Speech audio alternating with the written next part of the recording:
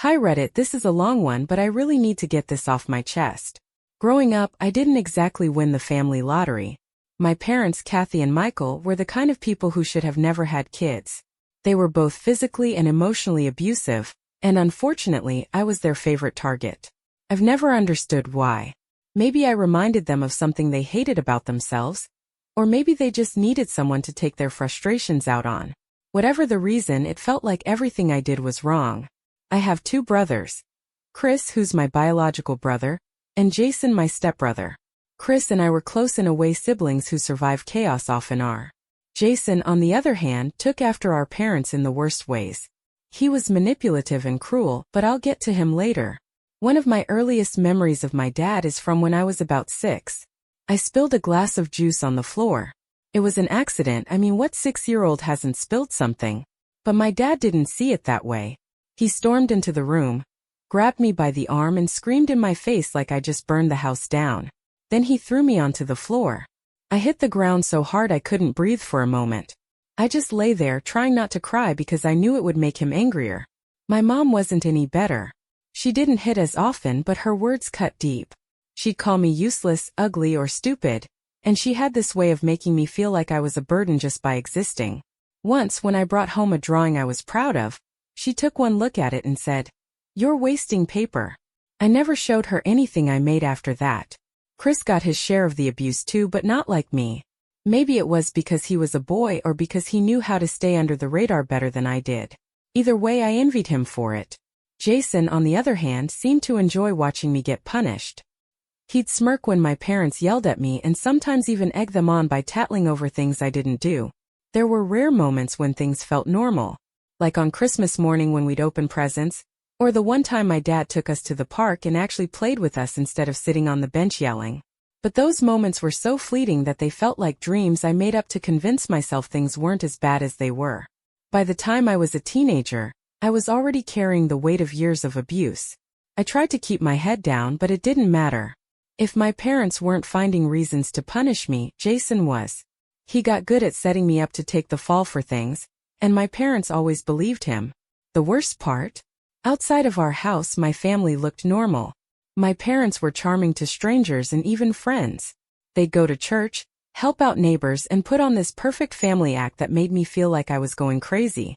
How could people who were so cruel behind closed doors seem so kind in public? Looking back, I think that double life made it harder for me to trust anyone. If my own family could pretend to be something they weren't, who's to say anyone else wasn't doing the same? I still struggle with that now, even as an adult. There's so much more I could say, but this feels like enough for now. Writing it all out is harder than I thought. Part of me feels like I'm reliving it, but another part feels like I'm finally letting it go. I'm not sure what I'm looking for by sharing this, but if you've made it this far, thanks for listening. Middle school was hell for me.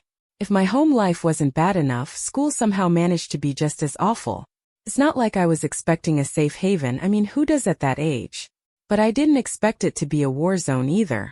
It started small, like kids whispering behind my back or giggling when I walked by. I wasn't stupid. I knew they were laughing at me. I'd hear snide comments about my clothes, which were hand-me-downs or second-hand. My parents never cared about what I wore as long as it was cheap, and honestly some of the stuff barely fit. That was all it took to make me a target. The popular girls, the ones who seemed to have everything, new clothes, perfect hair, the latest gadgets, zeroed in on me like sharks smelling blood. They'd call me a loser or a hobo, loud enough for everyone to hear. I remember one of them, Ashley, once pulling at the sleeve of my sweater in the hallway saying, "This thing should be in the trash, not on you." Everyone laughed, and I just stood there trying to disappear. But the worst day came in 7th grade. I'll never forget it. I had been trying so hard to keep my head down, to not give anyone a reason to notice me. I'd even started doing my homework during lunch to avoid the cafeteria.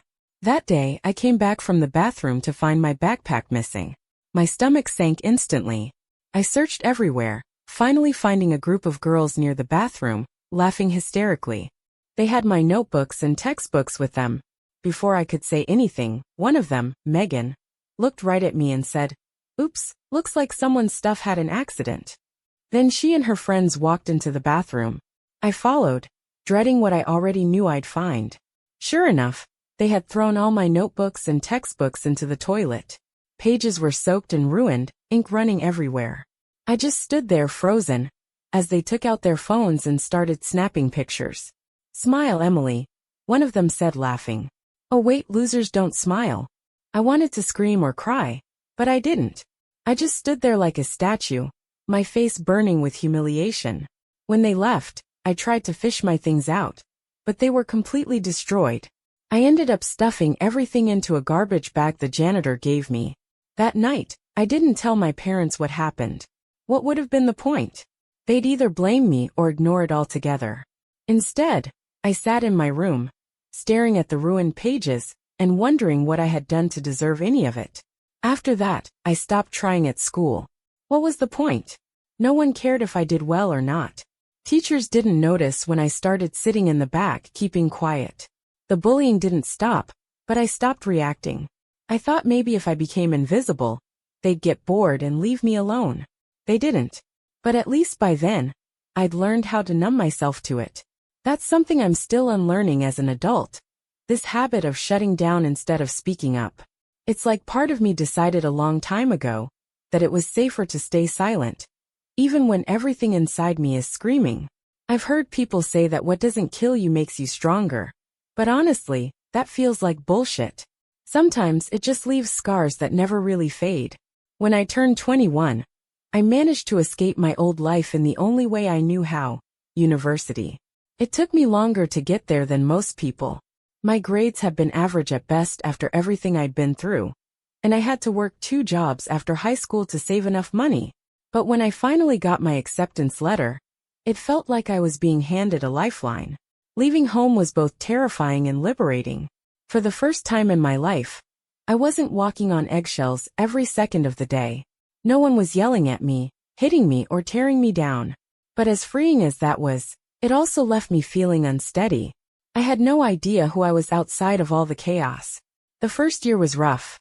I didn't fit in with the other students, most of whom were younger, carefree, and clueless about what it meant to struggle. They'd talk about things like summer trips to Europe, or their parents helping with tuition, while I was juggling part-time work and eating instant noodles for weeks straight. That's when I met Professor Harrison. He taught one of my intro courses, and from the very first lecture, I could tell he was different. He had this way of speaking that made you feel like what you were learning actually mattered, like it could change your life if you let it. One day after class, I stayed behind to ask a question about an assignment.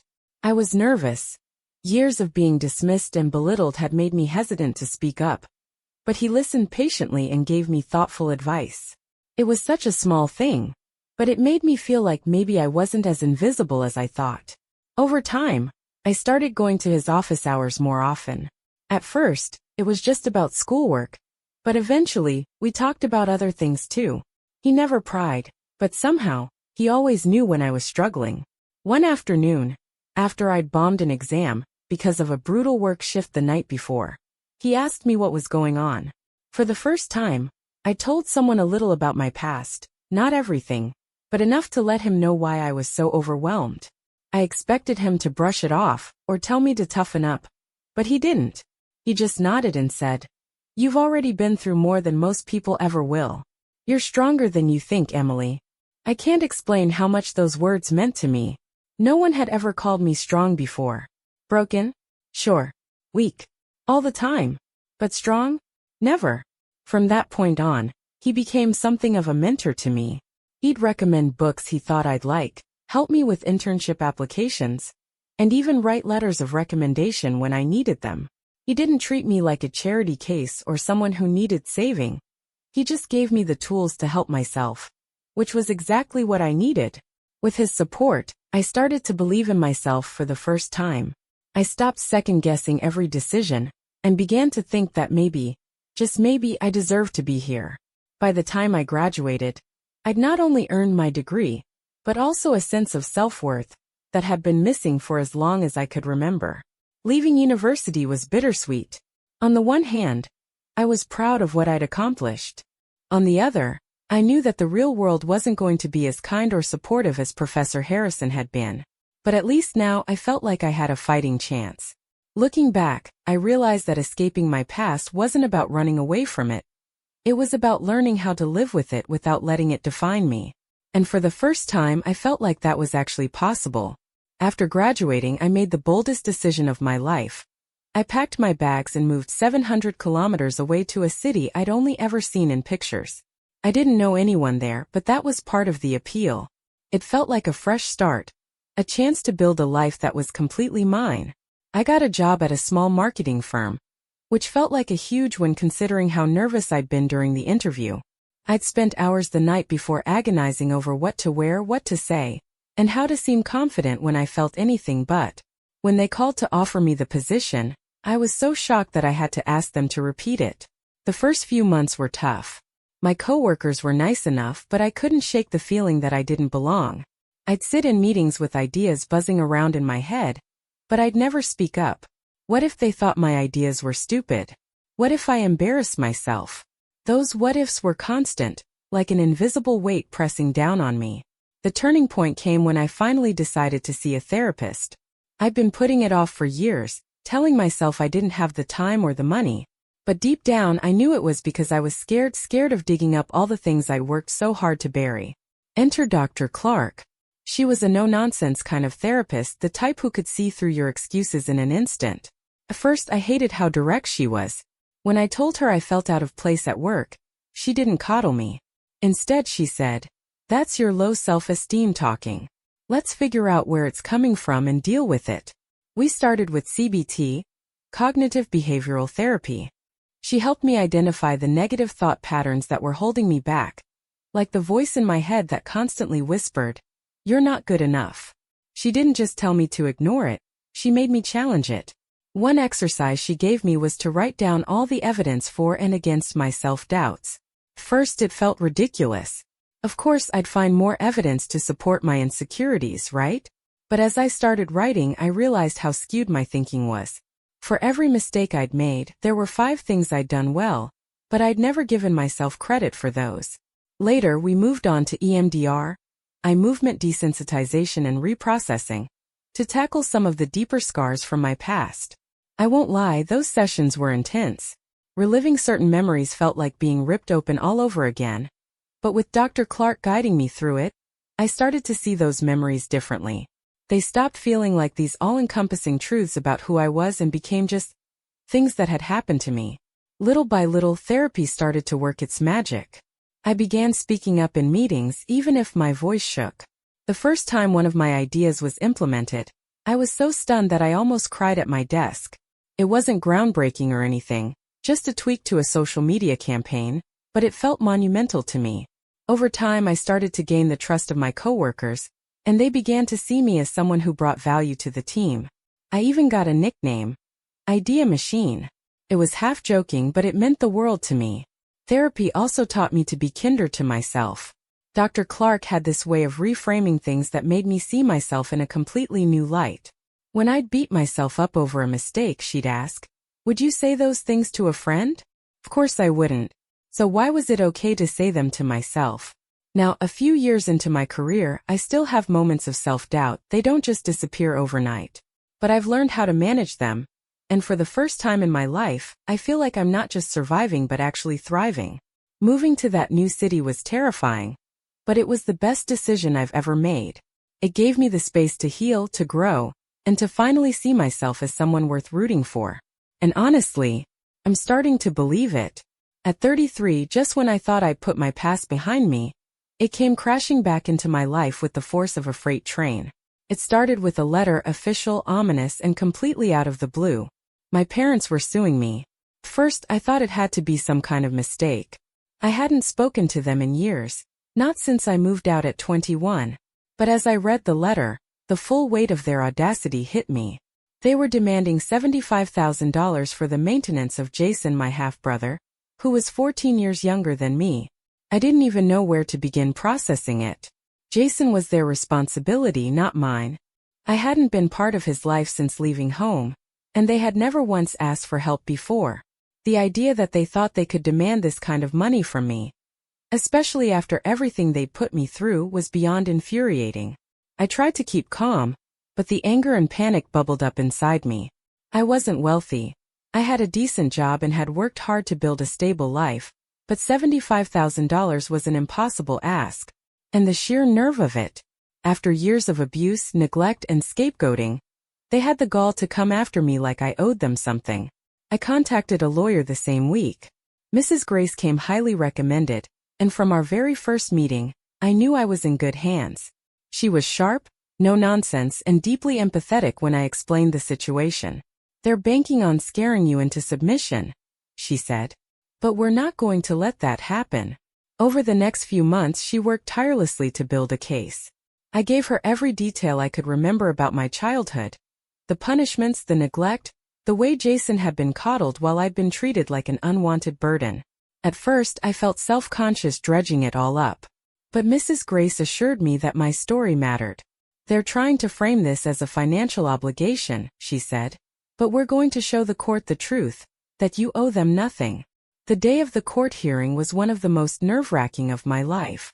My parents were there, sitting smugly on their side of the room. My father glared at me like I was the villain, while my mother avoided my gaze entirely. Jason wasn't there, probably for the best. When it was my turn to speak, my hands shook as I took the stand. Mrs. Grace guided me through my testimony, and I told the court everything. The physical abuse, the emotional manipulation, the years of feeling worthless in a house that should have been a safe haven. I described the incident with the spilled juice, the ruined notebooks, and the countless other moments that had left lasting scars. At one point I glanced at my parents. My mother looked down at her lap, her face unreadable. My father, though, sneered like he thought this was all a performance. Mrs. Grace, however, was relentless. She presented evidence, old CPS reports from a neighbor's anonymous tip, photographs from when I was injured as a child, and even a character witness from a family friend who had seen glimpses of the dysfunction. When my parents' lawyer tried to argue that they had done their best, and that Jason's maintenance was my responsibility as family, Mrs. Grace shot it down with facts and logic. She pointed out that I had no legal or moral obligation to support Jason, especially given the years of abuse I'd endured. The judge took all of it into account, and when the decision came down, it was in my favor. The lawsuit was dismissed, and my parents were ordered to cover my legal fees. I didn't feel triumphant as I walked out of the courtroom, just drained. The whole ordeal had reopened wounds I'd worked so hard to heal. But as Mrs. Grace shook my hand and told me, "You did great in there," I felt a small spark of pride. That night I went home, sat on my couch, and let myself cry. Not just for the stress of the lawsuit, but for the years of pain and injustice that had finally been acknowledged. It felt like a part of me had been vindicated. Like the little girl who had been thrown to the ground and told she was worthless had finally been heard. I still don't know why they thought suing me was a good idea. Maybe they were desperate, or maybe they just wanted one last attempt at control. Either way, it backfired spectacularly. And for the first time in my life, I was the one who walked away with the win. The courtroom was mostly empty when it happened. After the verdict was announced, my parents stormed out without a word, their faces twisted in anger and disbelief. I stayed back for a moment, gathering my things and trying to process what had just happened. It should have been over, a clean break, or at least as close to one as I'd ever get. But as I stood near the defense table, I heard a commotion behind me. Before I could turn around fully, there was a sharp, searing pain in my arm. For a moment I didn't even realize what was happening. Just that something heavy and solid had collided with me. I stumbled forward, clutching my arm, and when I spun around I saw Jason standing there, a baseball bat clenched in his hands. His face was twisted with rage, and for a split second I froze. He looked like our father in one of his worst moments, and it sent me straight back to childhood. "You ruined everything," he shouted, his voice echoing off the empty walls of the courtroom. The next few seconds felt like they happened in slow motion. Jason raised the bat again, but before he could swing, 2 security guards tackled him to the ground.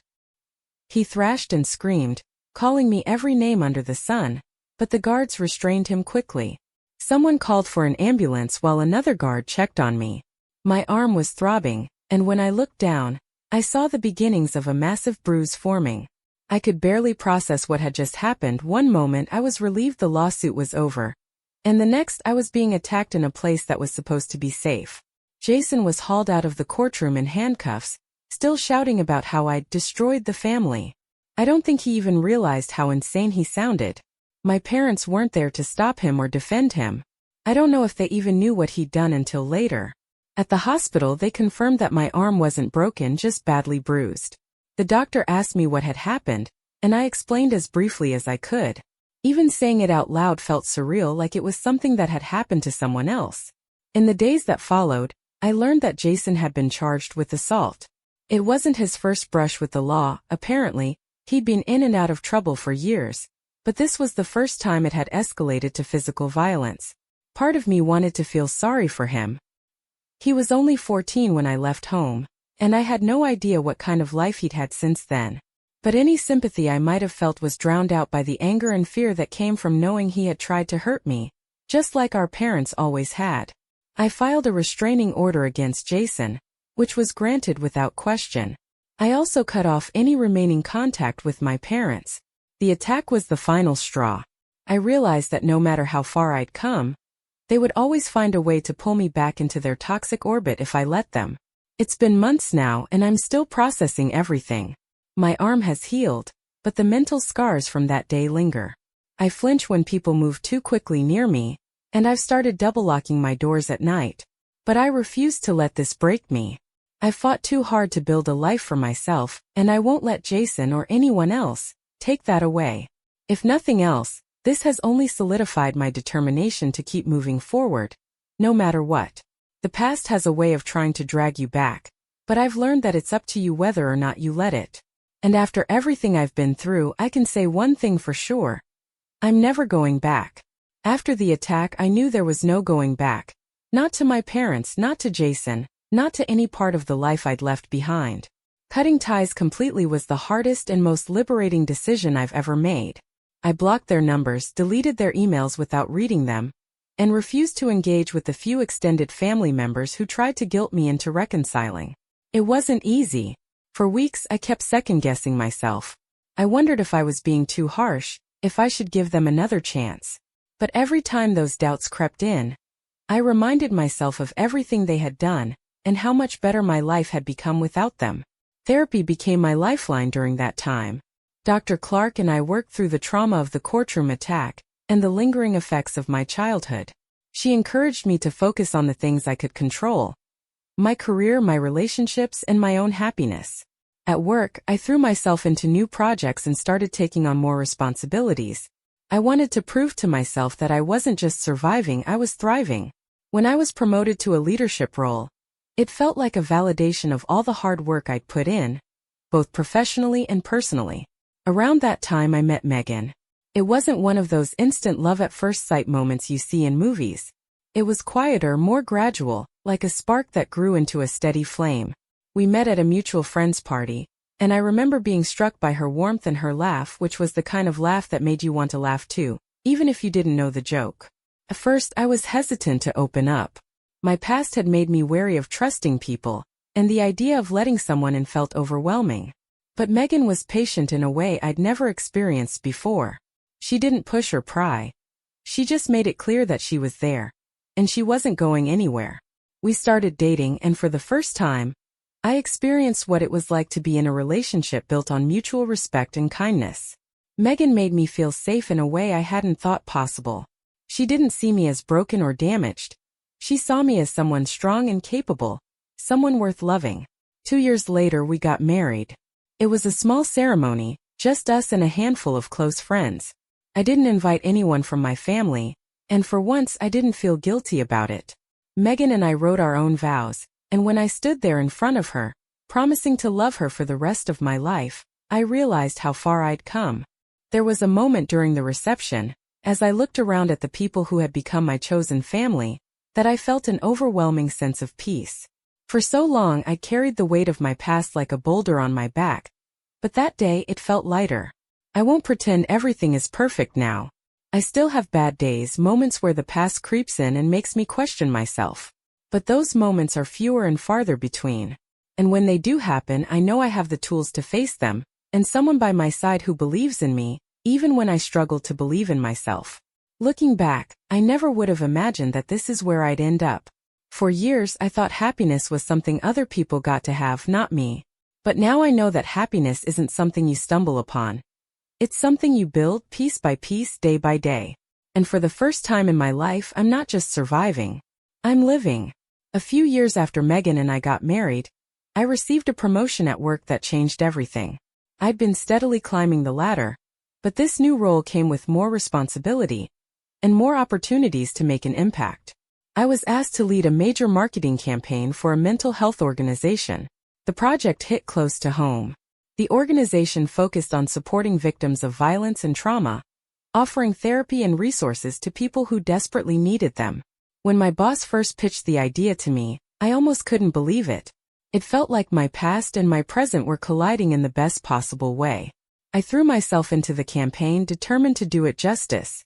We spent months brainstorming ideas, designing ads, and coordinating with survivors who were willing to share their stories. I poured my heart into every detail, wanting to make sure we reached as many people as possible. The highlight of the campaign was a series of videos we created, featuring real survivors talking about their journeys. Watching those interviews was emotional for me. Seeing their strength, their resilience, and their willingness to be vulnerable reminded me so much of my own path. The campaign launched during Mental Health Awareness Month, and the response was overwhelming. Donations started pouring in almost immediately, and within weeks, we'd surpassed our initial goal of $250,000. By the end of the campaign, we had raised over $500,000. I'll never forget the moment we hit that milestone. I was sitting in a meeting when one of my team members burst in with the news. Everyone cheered and I couldn't help but tear up. It wasn't just about the money, it was about what that money represented. Every dollar meant more people getting the help they needed, more lives being changed for the better. After the campaign ended, the organization held a small event to celebrate. They invited me to speak, and while I was nervous, I knew I had to say yes. Standing in front of that room full of people, I shared a little of my own story. Not everything, but enough to let them know why the work we were doing mattered so much to me. When I finished, I got a standing ovation. It felt surreal, like I'd stepped into someone else's life. But more than anything, it felt right. That campaign became one of the proudest achievements of my life. It wasn't just about the success or the recognition. It was about proving to myself that I could take my pain and turn it into something meaningful. These days, I'm still working with the organization on smaller projects, and I've started volunteering as a mentor for survivors looking to rebuild their lives. It's challenging but rewarding work, and every time I see someone take their first steps toward healing, I'm reminded of how far I've come. If you told me years ago that I'd one day be helping others escape the darkness I once lived in, I wouldn't have believed you. But now I can't imagine doing anything else. My past will always be a part of me, but it doesn't define me anymore. And if I can use my experiences to help even one person find their way forward, then every struggle, every scar, and every setback will have been worth it. 3 years ago, Megan and I sat down over dinner and had the conversation that would change our lives forever. We talked about having kids before, but this time felt different. We weren't just dreaming about it anymore. We were ready to make it happen. Given my childhood, the idea of becoming a parent was both exciting and terrifying. I'd spent years grappling with the fear that I might repeat the mistakes of my parents. But Megan, as always, grounded me. "You've already broken the cycle," she told me. "You're going to be an amazing mom." We decided to adopt. There was never a question about it for us, it just felt right. We knew there were so many kids out there who needed love and stability, and we wanted to be that for someone. What we didn't know was how long and grueling the process would be. The paperwork alone felt endless, and the interviews with social workers were both thorough and deeply personal. At times, I felt like I was being scrutinized under a microscope, my past dissected in ways that were hard to handle. But Megan was my rock, reminding me why we were doing this every step of the way. After nearly 3 years of waiting, hoping, and praying, we got the call. A little girl named Olivia needed a family. She was 5 years old with big brown eyes and a shy smile that melted my heart the moment I saw her picture. Meeting her for the first time was nerve-wracking. I remember standing outside the foster home, my hands shaking as I tried to figure out what to say to her. But the moment she walked into the room, holding tightly to the hand of her foster mom, everything else faded away. "Hi, Olivia," I said softly, kneeling to her level. "I'm Emily, and this is Megan." She looked at us for a long moment before finally whispering, Hi. It wasn't much, but it was enough. The transition wasn't without its challenges. Olivia had her own scars, nothing as extreme as mine, but enough to make her wary of new people. For weeks she barely spoke, sticking close to me or Megan like a shadow. But slowly she began to open up. One night while I was tucking her into bed, she asked, "Do I have to leave?" The question broke my heart. I sat down beside her, stroking her hair as I said, "No, sweetheart. This is your home now. You're not going anywhere." From that moment on, something shifted. Olivia started smiling more, laughing more, and letting herself be a kid. Watching her grow and thrive has been the greatest joy of my life. A year after her adoption was finalized, we celebrated her 6th birthday with a party at the park. She wore a tiara and insisted on a princess cake. And seeing her surrounded by friends, giggling and carefree, made all the struggles and waiting worth it. Being Olivia's mom has taught me so much about love and resilience. She reminds me every day that it's possible to overcome the hardest things life throws at you, and still find joy on the other side. Megan and I often talk about how much Olivia has changed our lives. She brought light into places I didn't even realize were still dark. Every time she calls me mom, it feels like a piece of my heart heals a little more. I never thought I'd get to experience this kind of happiness, not after everything I went through. But here I am, married to the love of my life, raising a beautiful, spirited little girl, and building a future that feels brighter than I ever imagined. Life isn't perfect, but it's ours. And for the first time, I can honestly say I wouldn't change a thing.